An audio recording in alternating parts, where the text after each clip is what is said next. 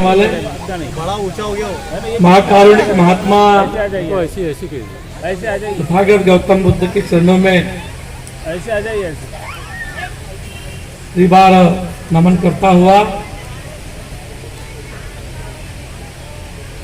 बहुजन समाज में जन्मे हुए हमारे सभी संत गुरु और महापुरुष इनके चरणों में नमन करता हुआ भारतीय संविधान के शिल्पकार करोड़ों पिछड़ों के, दलितों के, आदिवासी और महिला जाति के उद्धारक हमारे बोधिसत्व परम पूज्य बाबा साहब अम्बेडकर, उनके चरणों में नमन। इन सभी महापुरुषों से समाज को जिन्होंने अवगत कराया, बहुजन नायक माननीय कांशीराम जी, आज के कार्यक्रम की मुख्य अतिथि हमारी बड़ी बहन बनारस हिंदू विश्वविद्यालय की प्रोफेसर आदरणीय इंदु चौधरी जी, जिन्होंने अपना संपूर्ण जीवन बहुजन आंदोलन में लगाया, इस आंदोलन को खड़ा करने में अपना संपूर्ण बलिदान दिया, जिसको बहुजन समाज के सभी हमारे छोटे मोटे कार्यकर्ता प्यार से बाबा नाम से पुकारते हैं। आज हम बहुत ही सौभाग्यशाली हैं तो हमारे बीच में उपस्थित हैं राष्ट्रीय बौद्ध महासभा के आचार्य सम्मानित इंजीनियर साहब, इस कार्यक्रम में उपस्थित हमारी छोटी बहन पद्मा सूर्यवंशी जी, कार्यक्रम के समिति के अध्यक्ष आदरणीय डॉक्टर धर्मेंद्र आमटेके जी और सभी मंचासीन अतिथिगण, बड़ी संख्या में उपस्थित सम्मानित बौद्ध उपासक और उपासिकाएं जो यहाँ है और नहीं है, सभी साथियों को मैं बुद्ध जयंती की मंगल कामना प्रेषित करता हूँ। सबका मंगल हो, सबका भला हो, सभी सुखी रहे, ऐसी कामना मैं तथागत गौतम बुद्ध से करता हूँ। मैं जानता हूँ कि आज हमारे बीच में आदरणीय प्रोफेसर साहब हमारे बीच में हैं, उनको सुनने के लिए आप लोग बड़ी संख्या में उपस्थित हैं, इसलिए बहुत ज्यादा बातचीत मैं आप लोगों से नहीं करूंगा, क्योंकि मैं तो स्थानीय व्यक्ति हूं और आप लोगों से मैं पिछले बार 11 तारीख को भी आप लोगों के बीच में मैं आया था, और चूंकि आपने मौका दिया है इसलिए दो बातें आप लोगों के बीच में मैं रखूंगा। साथियों, आज का दिन दुनिया के इतिहास में बहुत ही महत्वपूर्ण दिन है, क्योंकि दुनिया में जहां पर भी मनुष्य दुखी है, भटका हुआ है, परेशान है, उसको सही मार्ग पर लाने के लिए आज ही के दिन ईसा से 563 ईसा पूर्व में सिद्धार्थ गौतम बुद्ध का जन्म हुआ था। सिद्धार्थ गौतम बुद्ध के जन्म के पहले की जो व्यवस्था थी भारत में, वो वैदिक व्यवस्था थी। वैदिक व्यवस्था पर आधारित समाज था और उस वैदिक व्यवस्था में जो मुट्ठी भर लोग थे उनको सारा सुख था। हम कह सकते हैं अल्पजन हिताय अल्पजन सुखाय, यानी ऐसी व्यवस्था थी कि मुट्ठी भर लोगों को सारा सुख था, उनका सारा हित था, और बहुसंख्यक समाज को अंधेरे के गर्त में ढकेल दिया गया था ईश्वर का नाम बताकर। और बहुसंख्यक समाज और भारतीय समाज जो था वो कई तरह की कुरीति में फंस गया था। उसको इससे निकालने का काम सिद्धार्थ गौतम बुद्ध जो थे, उनके समाज का संघ था। 28 वर्ष में कुछ विवाद हुआ, उस विवाद से 28 वर्ष की उम्र में उनको उनके राज्य से बाहर निकाला गया, और जब बाहर निकाला गया तो वो ज्ञान की खोज में निकले कि मनुष्य जो है, उस समय के 8 दार्शनिक थे, तथागत गौतम बुद्ध के काल में 8 दार्शनिक थे। आलार कालाम है, कपिल है, ऐसे 8 दार्शनिक थे। वो जीवन के सुख के बारे में कि जीवन को मुक्ति कैसे मिलेगी, मनुष्य सुखी कैसे होगा, इस पर वो चर्चा करते थे अलग अलग दार्शनिक लोगों से। तो अलग अलग दार्शनिक लोग अपना अपना मत बताया करते थे कि मनुष्य को ऐसे सुख मिलेगा, मनुष्य को वैसे सुख मिलेगा। तो वो जो 8 दार्शनिक थे सबसे ज्यादा आलार कालाम से वो प्रभावित थे, पर बाद में उनको लगा कि इससे भी मनुष्य जो है वो सुखी नहीं हो सकता।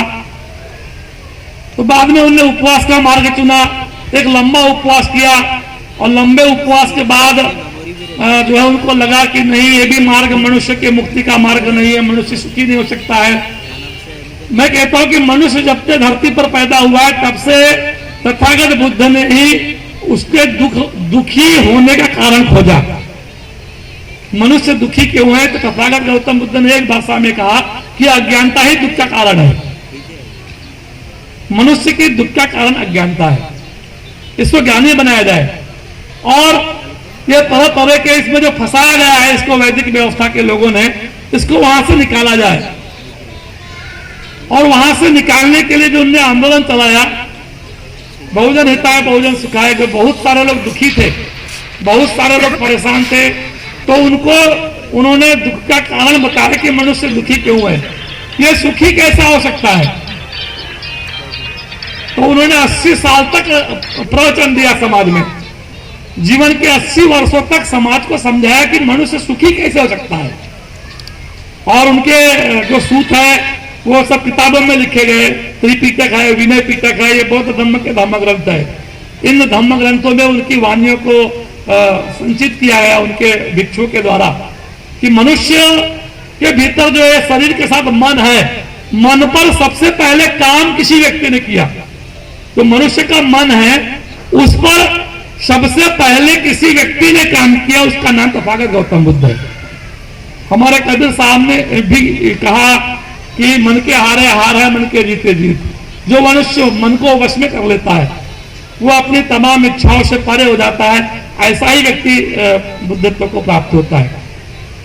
साथियों, बहुजन समाज, बहुसंख्यक समाज, इसको वैदिक व्यवस्था में न्याय नहीं था, इसके साथ न्याय नहीं होता था, इसके साथ बंधुत्व का व्यवहार नहीं होता था, समता का भाव इसके साथ नहीं था, और इसको किसी भी तरह की स्वतंत्रता नहीं थी, इसका जीवन गुलामी पूर्ण था। तो समता, स्वतंत्रता, बंधुत्व और न्याय पर आधारित समाज, समता, स्वतंत्रता, बंधुत्व और न्याय पर आधारित समाज होना चाहिए। इसके लिए तथागत गौतम बुद्ध ने काम किया, क्योंकि उनके पूर्व की व्यवस्था जो थी वो विषमतावादी थी। उस व्यवस्था में समता नहीं था, उसमें न्याय नहीं था, उसमें भाईचारा नहीं था, उसमें बंधुत्व नहीं था। और इसलिए उन्होंने बंधुत्व जो निर्माण किया कि मनुष्य के भीतर इतनी करुणा होना चाहिए, इतनी करुणा होना चाहिए कि हर मनुष्य को से भी ऊपर जाकर पशु और पक्षी के प्रति भी उसके दिल में करुणा का भाव होना चाहिए। ये तथागत गौतम बुद्ध का मूल सिद्धांत था। और भारतीय समाज जो था ये कई तरह की कुरीतियों में था, जैसे बलि प्रथा देना वैदिक व्यवस्था में था, तो उन्होंने अहिंसा का सिद्धांत लाया। शराब पीने की समाज में कोई मनाही नहीं थी, जितनी चाहे उतना पियो, वैदिक व्यवस्था में ये सब छूट थी इस बात की। तो उन्होंने त्रिशरण और पंचशील में उसका सिद्धांत लाया, चूरा निर्णय मध्य प्रमाद पाना वेरमणि, एक मनुष्य को शराब से जो बनाया, क्योंकि भारतीय समाज जो है ये पूरी तरह अस्त व्यस्त हो गया था वैदिक व्यवस्था में।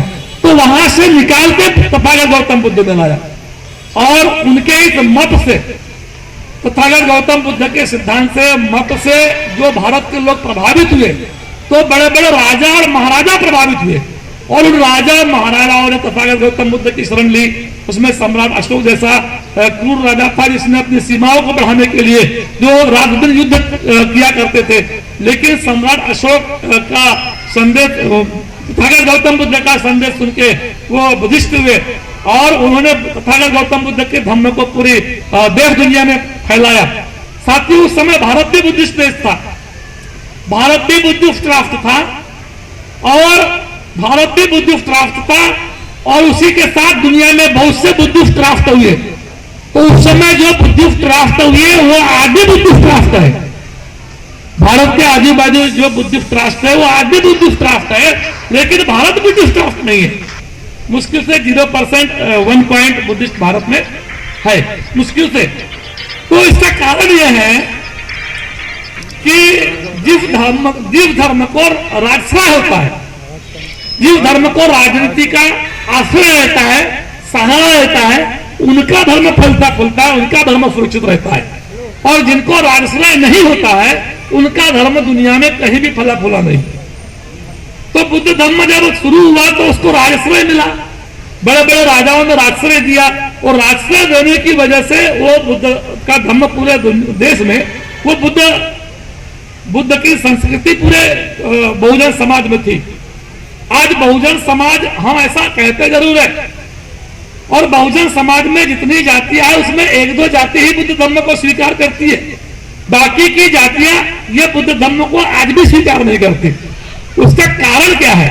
उसका कारण यह है कि ईसा पूर्व 185 में जो बुद्ध और शुंग वंश में जो टकराट हुई, जो युद्ध हुआ, पुष्यमित्र शुंग ने जो बृहद्रथ की हत्या की और बृहद्रथ की हत्या करके भी उसने संविधान बनाया, मनुस्मृति, और उसमें जो लिखवाया उसने कि ये बुद्ध के अनुयायियों को शूद्र घोषित करो और शूद्र को कोई अधिकार नहीं मिलना चाहिए, इनको शिक्षा का भी अधिकार नहीं मिलना चाहिए। उसने लिखा स्त्री शूद्र शिक्षा शुद्धि, यानी ये स्त्री और शूद्र को शिक्षा नहीं मिलना चाहिए, इनके पास धन रखने का अधिकार नहीं चाहिए। इसको कड़ाई से उन्होंने लागू किया और ये जो बुद्धिस्ट लोग थे ये धर्म विहीन कर दिए गए, ये धर्म विहीन कर दिए गए, इनका कोई धर्म बचा नहीं। तो ईसा के लगभग ये 4वीं सदी तक भारत में बुद्ध धर्म रहा है, 4वीं सदी तक, कनिष्क का वो है 4वीं सदी तक भारत में रहा है। उसके बाद जो धर्मविहीन हो गई जनता, तो जो जनता धर्मविहीन हो गई, फिर वैदिक व्यवस्था के लोग आए और फिर उन्होंने उनको वैदिक व्यवस्था में फंसा दिए। तो आज भी बहुत सारी जातियों में बुद्ध धर्म की संस्कृति के बहुत से, जैसे मैं लोधी जाति का आदमी हूँ, हमारी जाति में शादी होती है तो शादी का जब मंडप गढ़ता है तो उस मंडप में जो डेरी लगती है बीच में, वो जो डेरी लगती है वो साल के पेड़ की लगाई जाती है। डॉक्टर साहब, साल का पेड़ ही क्यों? क्योंकि तथागत गौतम बुद्ध का जन्म साल वृक्ष में हुआ था।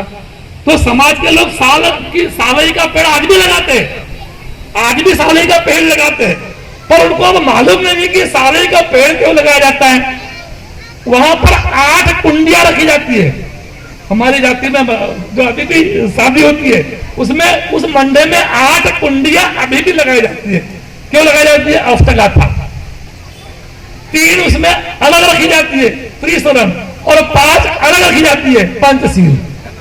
सिस्टम आज भी वैसा है, और अब उसको मालूम नहीं है ये 8 कुंडी क्यों है, ये 3 अलग क्यों रखी गई है, 5 अलग क्यों रखी गई है, ये जो डेयरी लगाई गई है ये क्यों रखी गई है। क्यों? क्योंकि उसके धर्म के जो प्रचारक थे वो समाप्त कर दिए गए। जब वो युद्ध हुआ तो उसमें आदेश दिया गया था राजा ने कि बुद्ध के भिक्षुओं को सर काट के लाया। बुद्ध धर्म का एक धर्म ग्रंथ है दिव्यावदान। उस दिव्यावदान नाम के धर्म ग्रंथ में लिखा गया है कि जो भी व्यक्ति बुद्ध के भिक्षु का सिर काट के लिए लाएगा उसको 100 दिनार मुद्रा दी जाएगी। उस समय भारत की मुद्रा दिनार थी, 100 दिनार दी जाएगी। तो पैसे कमाने के चक्कर में कुछ अज्ञानी लोगों ने इतने भिक्षु के सिर काटे कि वो कत्लेआम मच गया, और जो बचे वो सब भाग गए भारत छोड़ के। तो जो भाग गए, किसी भी विचारधारा का प्रचार प्रसार, विचारधारा कितनी भी अच्छी रहेगी पर उसका प्रचारक अगर नहीं रहेगा तो विचारधारा जो है वो आगे नहीं बढ़ सकती है। विचारधारा का प्रचारक चाहिए। तो वो प्रचारक ही नहीं रहा तो लोग तो ऐसा करते थे, उनने करते गए, पीढ़ी दर पीढ़ी करते हैं। वो करते काहे को है उनको पता नहीं है। तो ये दूसरी जातियों में हम बुद्धिस्ट लोग हैं भाई। जब पूरा देश ही बुद्धिस्ट था तो हम भी बुद्धिस्ट लोग हैं, हमारा ब्लड ही बुद्ध धर्म का है, ओबीसी लोगों का। पर आज ओबीसी लोग मानते हैं क्या? ये समझाओ, जहां तो झगड़ा हो जाता है भाई, तू मैं हो जाती है, हमारे से कई बार तो मैं होती है लोगों की, है कि नहीं? पर इस काम को करना होगा, आगे बढ़ाना होगा। बुद्ध के सिवाय मनुष्य का कल्याण संभव नहीं है, बुद्ध धर्म के अलावा। और बुद्ध धर्म से, बुद्ध का धर्म ये मानने का धर्म नहीं है, बुद्ध का धम्म मांगने का धम्म नहीं है, ये आचरण का धम्म है।